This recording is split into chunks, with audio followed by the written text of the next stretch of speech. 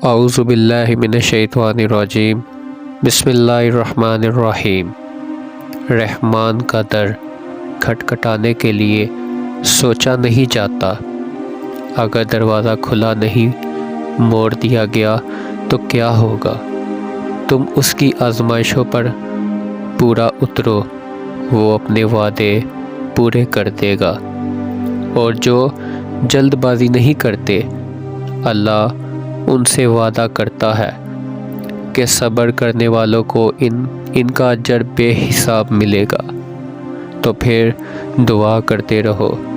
تمہاری کون سی دعا تمہیں کن کی منزل تک لے جانے کے لیے اللہ نے چن رکھی ہو، تم یہ کبھی نہیں جان سکتے۔ وہ پھر صلہ بھیجتا ہے اسی شکل میں جسے تم نے کھو دیا تھا۔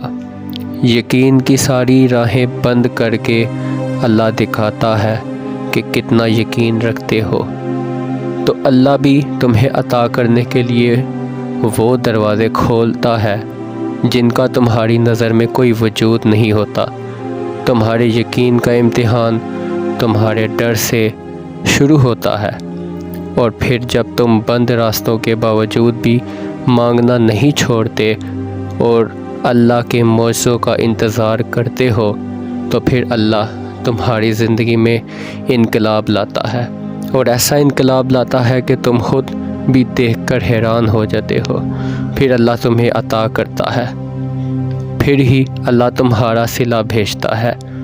وہ ہر چیز سے تمہاری آزمائش کرتا ہے، ہر چیز پر وہ دیکھتا ہے تمہیں کہ تم صبر کتنا کرتے ہو، تم شکر کتنا کرتے ہو، وہ آزماتا ہے۔ جسے کھونے سے تم ڈرتے ہو، اللہ تمہیں تمہارے خوف سے آزماتا ہے کہ تمہارا خوف کتنا ہے، کہ اللہ کا خوف تم دل میں کتنا رکھتے ہو۔ سب لوگ کہتے ہیں آگے کیا ہوگا اور کیا نہیں، ہمیں یہ نہیں سوچنا چاہیے، بس گمان رکھنا ہے اور یہ یقین رکھنا ہے وہ آگے بھی مدد کرتا ہے، اور یقیناً ہمیں یہی سوچنا چاہیے کہ وہ مدد کرتا ہی رہے گا۔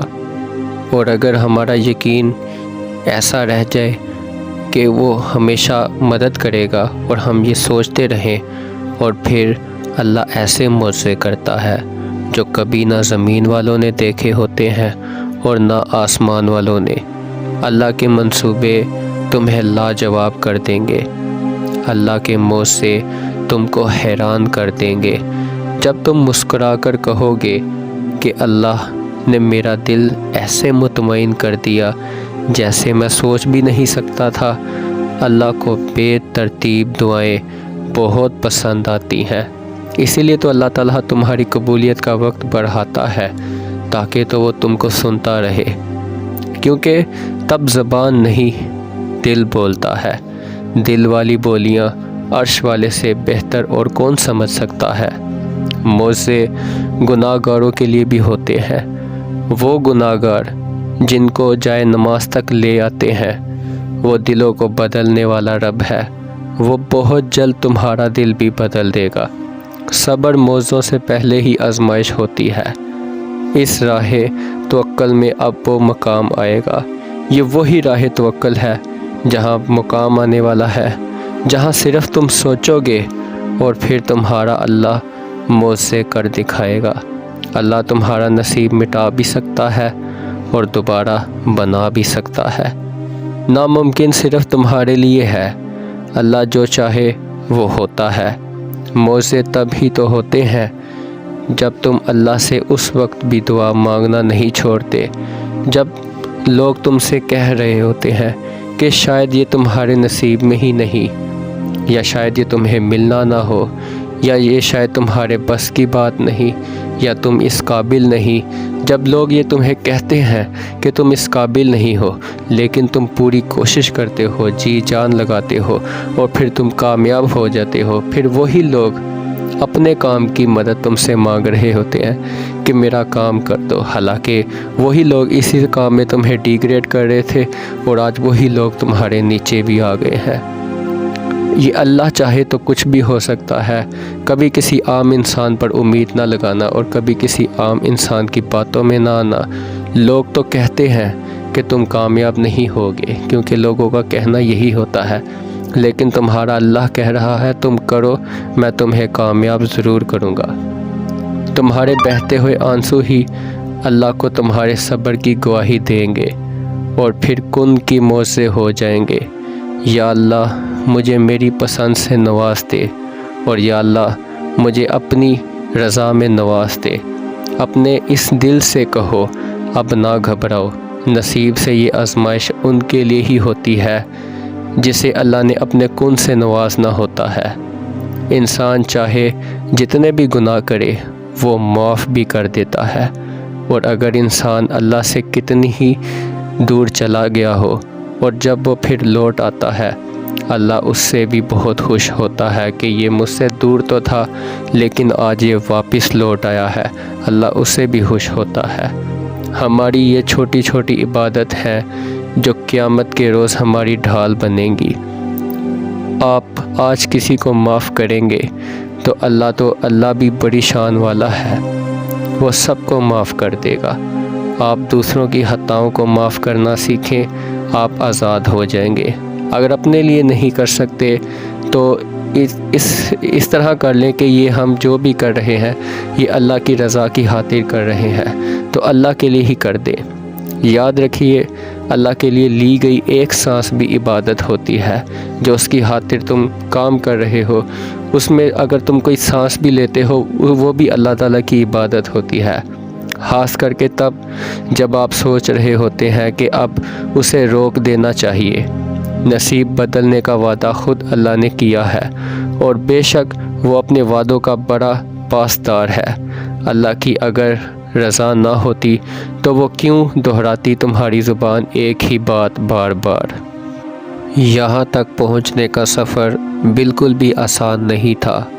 ہر قدم پہ ایک نئی ٹھوکر لگی اور ہر سانس پہ ایک نیا درد سہا۔ لوگوں کے پیچھے بھاگتے بھاگتے تھک گیا تو نصیب کے پیچھے دوڑ لگانی شروع کر دی۔ نادانیوں کی آل میں نہ جانے خود کو کتنی دفعہ توڑ ڈالا۔ سکون کی تلاش میں بہت دور تک گیا، مگر سب کچھ پا کر بھی سکون نہ ملا۔ سب کچھ جھولی میں بھر کر بھی سب خالی لگتا ہے، ایسے جیسے ریت کو ہاتھ میں تھام کر بھی ہتھیلی خالی لگتی ہے۔ بالکل ویسے ہی جو دل کو چاہیے تھا وہ پا کر بھی روح بے سکون تھی۔